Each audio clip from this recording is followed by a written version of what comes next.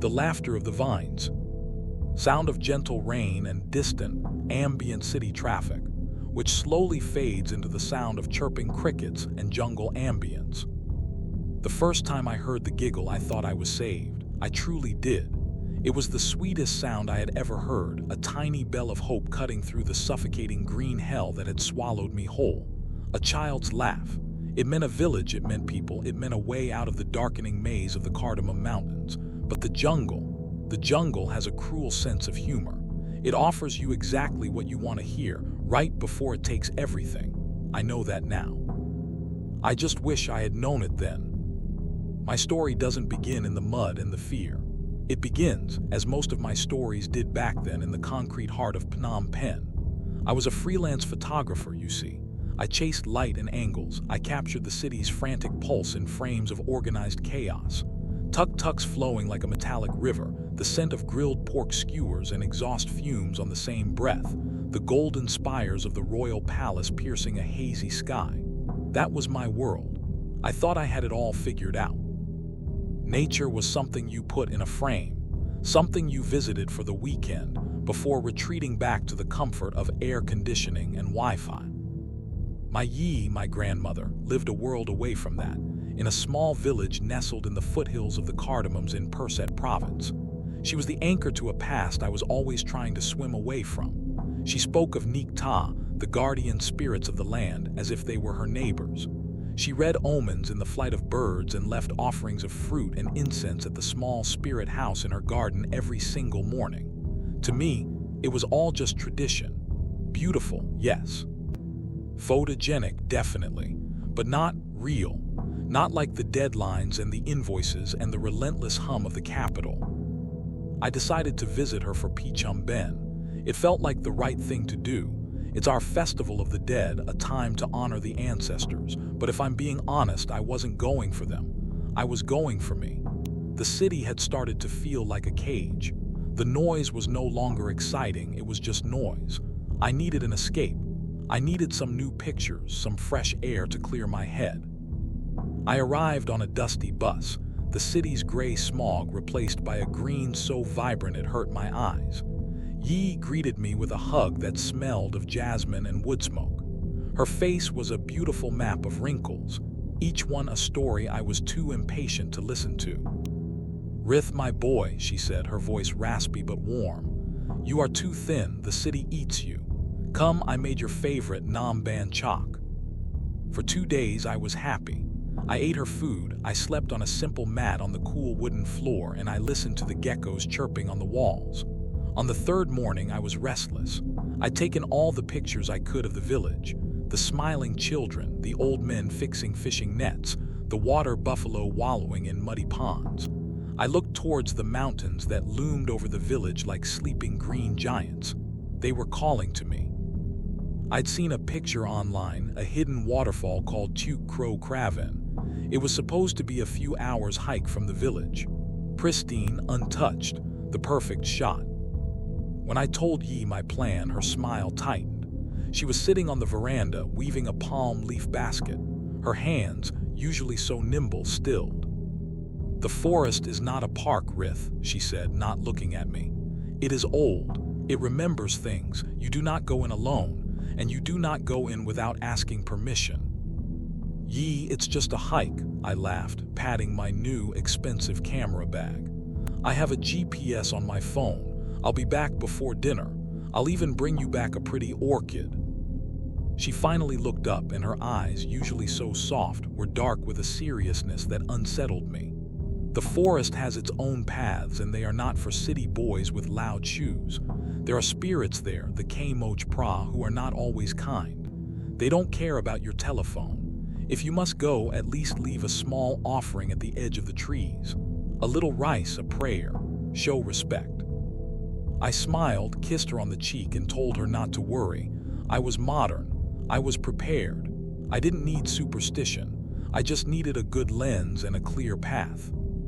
I left her offering of rice on the kitchen table, untouched. It was the first of many mistakes. The jungle, I would learn, keeps a very careful tally of such disrespect. The air in the Cardamoms, thick as wet silk, clung to my skin as I walked. At first, it was magical. The path was clear enough, marked by the occasional faded ribbon tied to a tree by a local hunter. The sounds were a symphony: the electric drone of cicadas, the distant cackle of a hornbill, the rustle of unseen things in the undergrowth. Sunlight filtered through the triple canopy in shifting, ethereal beams. I felt powerful, adventurous. I was conquering this wild place, one photograph at a time. I found an incredible cluster of pitcher plants, their carnivorous cups glistening with dew, and spent maybe half an hour trying to get the perfect macro shot. Then, a flash of brilliant blue, a kingfisher, led me off the main path towards a small stream. I followed it, camera raised, completely forgetting Yi's warnings, forgetting everything but the shot. That's when the sky turned. Without warning, the sun vanished behind a bruised purple cloud. The air grew heavy and still. The cicadas fell silent. The change was so sudden, so absolute, that it felt like the forest was holding its breath. And then the rain came. It wasn't the gentle drizzle of the city. It was a monsoon, a solid wall of water that hit with the force of a physical blow. The world dissolved into a roaring, gray chaos. I huddled under a giant banyan tree, its aerial roots like the limbs of a sleeping octopus, but it was useless. I was soaked to the bone in seconds. The little stream I'd been following became a churning brown torrent. My faint trail, my only guide, was gone, washed away into 1,000 identical muddy possibilities. The rain stopped as abruptly as it had started, leaving behind a world that steamed and dripped. The humidity was a physical presence, a hot, wet blanket I couldn't throw off, and the sun was getting low. The golden light I loved to photograph was turning into a blood-orange stain, bleeding through the canopy. Panic, cold and sharp, pricked at my skin. My phone, my trusted GPS, had a cracked screen from a slip on a wet rock, and the battery icon was a mocking, empty red. I was lost, truly, deeply lost. I shouted until my throat was raw. "Hello, Som Tav, is anyone there?" My voice was swallowed by the dense, dripping leaves. The only answer was the maddening whine of a mosquito by my ear. The light began to fail in earnest. The vibrant greens of the jungle turned into murky, indistinguishable shades of black. Shapes began to play tricks on my eyes. A tangle of vines looked like a crouching man. A moss-covered rock looked like a skull. Every rustle of a leaf was a predator. Every snap of a twig was a threat. This wasn't beautiful anymore. It was a tomb. A living, breathing, indifferent tomb. I was just a tiny, insignificant insect caught in its throat. And that's when I heard it. Through the drone of the insects, faint at first, then impossibly clear, a child's giggle. It was light, happy, and so utterly out of place that for a moment I thought I was hallucinating, that the fear and dehydration were making me hear things. I froze, straining my ears. There it was again, closer this time. A girl, it sounded like. A pure, carefree sound that did not belong in this heart of darkness.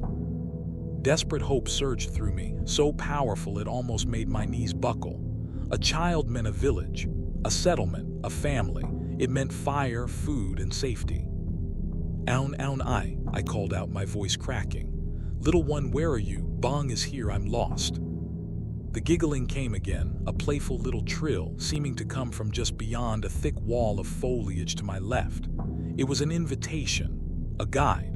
Without a second thought, I pushed towards the sound, ignoring the thorns that tore at my clothes and scratched my arms. Hope was a drug, and I was a desperate addict. I shoved aside a curtain of giant taro leaves, their surfaces slick with rain, and stumbled into a small, unnaturally perfect clearing. My breath caught in my throat. There was no village, no house, no child. There was only a single, small swing. It was woven from the thick, parasitic vines of a strangler fig, hanging from a low, sturdy branch of a jackfruit tree. It swayed gently in the still, heavy air, as if someone had just leapt from it moments before I arrived. The clearing was silent, save for the hum of the jungle that now seemed to be watching me, waiting. The smell hit me then, a cloying, sickly sweet scent of overripe, rotting jackfruit from the tree above, but mixed with it was something else, something underneath, A coppery, metallic tang like old rust or old blood. It was a smell of decay, of something wrong. My hope curdled into a cold, heavy dread in the pit of my stomach. This wasn't right. Who would build a swing in the middle of nowhere? For whom? I took a hesitant step closer. The ground around the swing was bare, swept clean of leaves and twigs, unlike the rest of the forest floor. It was a deliberate space. And then the giggling returned. It was no longer a single guiding sound. It started from the direction I had come from, then it was answered from my right. Another giggle erupted from my left, higher pitched, more frantic. Then another and another and another. They weren't leading me anywhere now. They were surrounding me. It was a chorus from all sides, a ring of unseen watchers tightening in the deepening gloom. The laughter wasn't joyful anymore. It was mocking, predatory. It was the sound of a trap snapping shut. My blood ran cold. This was no child. This was what my Yi had warned me about, the spirits, the Kmoch Pra, but this felt older, more deliberate. I backed away from the swing, my heart hammering against my ribs like a trapped bird. The swing continued its gentle, rhythmic swaying, back and forth, empty, yet not. "Who's there?" I whispered, the words barely audible. The giggles converged, seeming to come from the swing itself now, a cascade of malicious mirth that echoed in the small clearing. My mind, which had been so rational and modern just hours ago, was now screaming a single, primal word: run. And so I ran. I turned and crashed back through the taro leaves, back into the suffocating embrace of the trees. I didn't care about direction anymore. I just ran away from that clearing, away from that awful, empty swing and the laughter that followed me. It chased me through the dark, a phantom orchestra of giggles. Sometimes it sounded like it was right behind me, a hot breath on my neck. Sometimes it was distant, a trick of the wind, lulling me into a second of false security before erupting right beside my ear. The forest itself seemed to conspire against me. Roots, like gnarled fingers, reached up from the soil to trip me. Low-hanging vines whipped at my face like angry snakes. The air grew impossibly thick, filled with the scent of wet earth and my own panicked sweat. My lungs burned. Every shadow was a monster, every sound a threat. I fell, picked myself up, and ran again, tears of terror and frustration streaming down my face. After what felt like an eternity, I collapsed, my body screaming in protest, my lungs ragged. I lay on the damp forest floor, gasping for air, listening. The giggles had faded. For a few precious moments, there was only the sound of my own frantic heartbeat and the relentless hum of the jungle. Maybe I'd lost it. Maybe it was just a game. Slowly, shakily, I got to my feet. I had to think. I had to get my bearings. I tried to remember everything I knew about survival, find water, find shelter, but my mind was a fog of fear.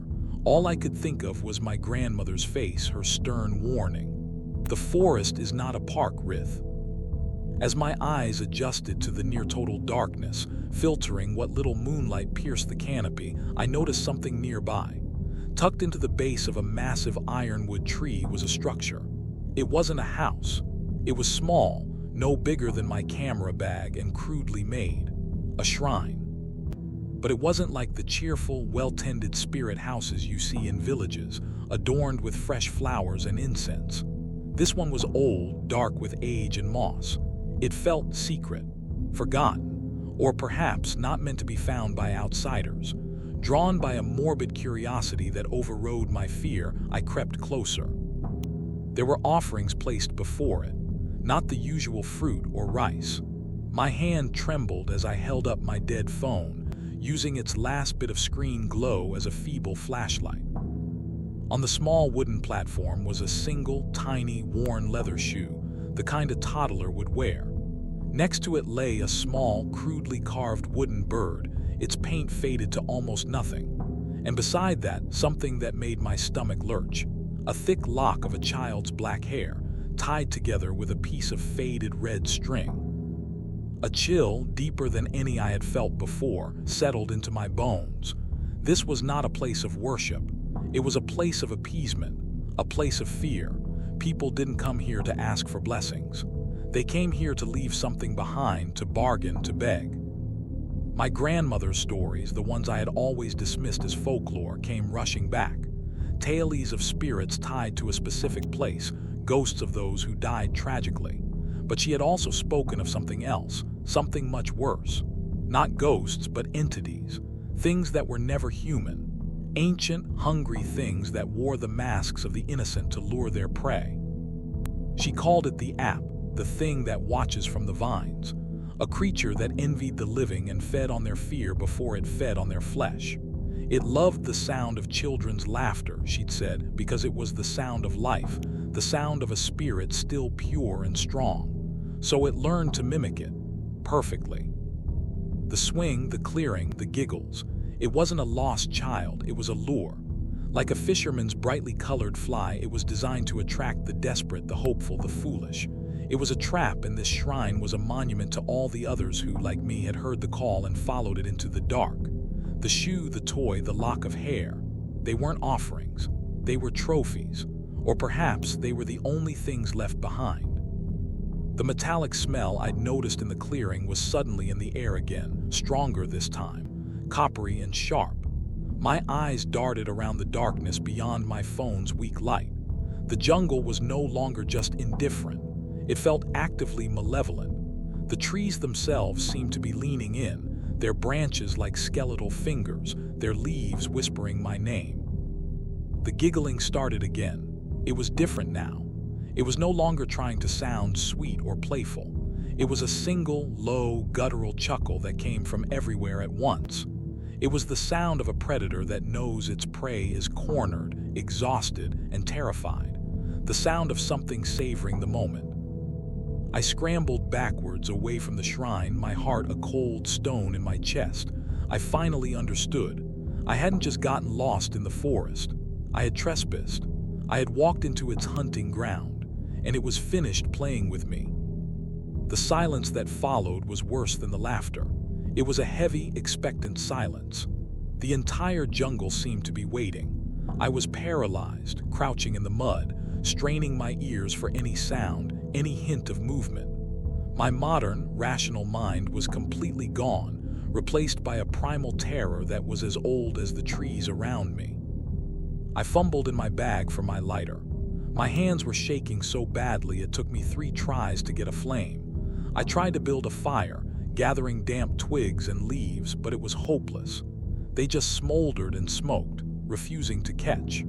The small flame of my lighter was my only shield, casting flickering, distorted shadows that danced and writhed at the edge of my vision. Then I saw it. It wasn't a sudden appearance. It was more like the darkness in one spot just coalesced. At the edge of the clearing, near the ancient jackfruit tree where the swing hung, a shape detached itself from the shadows. It was tall, far too tall, and thin, unnaturally so, like a human figure stretched on a rack. Its limbs were long and spindly, moving with a slow, disjointed grace that was utterly wrong. It wasn't walking. It was swaying gently from side to side, perfectly mimicking the rhythm of the empty swing. I couldn't make out a face. It was just a blur, a smudge of deeper black against the blackness of the night. But I could feel its attention on me, a physical pressure, a cold weight of ancient hunger and intelligence. It was studying me. My breath hitched, a strangled sob caught in my throat. I couldn't scream. I couldn't move. I could only watch as the swaying figure took a slow, deliberate step out of the shadows and into the faint moonlight. It still had no clear features, but as it lifted its head, I saw 2 faint, pinpricks of pale, phosphorescent light like foxfire where its eyes should be. They glowed with a cold, dead light. The thing opened its mouth, a slash of absolute void in its featureless face. I braced myself for a roar, a shriek, some monstrous sound. But what came out was a child's giggle. It was distorted, stretched, layered with a wet, guttural undertone. It was the most obscene sound I have ever heard, the sound of innocence being worn like a costume by something utterly profane. That sound broke my paralysis. In that moment, I knew I was going to die, But my grandmother's face flashed in my mind again. Her words about respect, about offerings. It was my only chance. It was no chance at all, but it was all I had. I fumbled with the clasp of my expensive camera bag. My camera, my lens, my work. It was my pride, my connection to the modern world I so desperately wanted back. My hands closed around my favorite lens, a heavy piece of glass and metal that was worth more than a farmer in my grandmother's village made in a year. With a trembling hand, I placed it on the ground in front of me. I didn't throw it. I placed it gently, an offering, an apology. Som Tav, I whispered, the Khmer words for forgiveness feeling foreign and clumsy on my tongue. I am sorry. I did not mean to disrespect your home. Please, please accept this. Let me leave. I bowed my head, not daring to look at the creature. I squeezed my eyes shut, praying to every god, every spirit, every ancestor I had ever ignored. I prayed to the Nikta of this forest, begging them for protection. I prayed to my grandmother's spirit house. I prayed for the sun to rise. The giggling stopped. I could hear a new sound, a low, wet breathing sound, like air being pulled through mud. It was closer now. I could smell the overripe jackfruit and the old blood, a nauseating perfume of death. I felt a cold draft pass over me, as if the thing was leaning down, inspecting my pathetic offering. This was it. A long, spindly finger, cold as stone, would touch the back of my neck, and then it would all be over. But nothing happened. After an eternity that lasted maybe 30 seconds, the breathing sound receded. I dared to open my eyes a crack. The creature was still there, but it had straightened up. It tilted its featureless head, and then, with that same slow, disjointed grace, it turned and melted back into the shadows from which it came. It was gone. I didn't wait to see if it would come back. I didn't grab my bag or my lens. I just ran. I scrambled to my feet and plunged into the darkness in the opposite direction, fueled by a surge of adrenaline so pure it felt like fire in my veins. I ran until the sun came up, until the first rays of dawn pierced the canopy and the jungle began to look like a forest again, not a monster's lair. I stumbled out onto a muddy logging track just as a group of villagers were heading out to the fields. They found me covered in mud, clothes torn, babbling incoherently. I was burning with fever. They took me back to my grandmother's house. I remember waking up on the mat, the smell of burning incense thick in the air. Yi was sitting beside me, chanting softly, her hand on my forehead. When she saw my eyes were open, she just nodded slowly. I tried to tell her what happened. I told her about the giggle, the swing, the shrine, the tall, swaying thing with the glowing eyes. She didn't look surprised. She didn't call me crazy. She just listened. Her face a mask of sorrow and pity. When I finished, she stroked my hair. "You were lucky," she whispered. "The app of the vines, sometimes it plays with its food. It saw your fear, it tasted it, and it was satisfied for the night. And maybe your apology was enough. It let you go." She paused, her eyes looking past me towards the mountains. "But it has marked you, Rith. It has your scent now. A part of it will always be with you." I recovered, physically at least. I left the village a week later, making sure to leave a proper, respectful offering at the edge of the forest before I got in the taxi. I never went back. I live in Phnom Penh again. I have a new camera, a new lens. I live in a modern apartment on the 12th floor, surrounded by concrete and steel and glass. I am as far from the jungle as I can possibly be. But Yi was right, it marked me. I can't stand the sound of children laughing anymore. It makes the hair on my arms stand up. I have nightmares of a swaying swing in a dark clearing. Every shadow in my apartment looks too tall, too thin. And sometimes, late at night, when the city traffic finally dies down and the world is quiet, I smell it. Faint, but unmistakable. The sickly sweet scent of overripe jackfruit. It's impossible, I know, but it's there.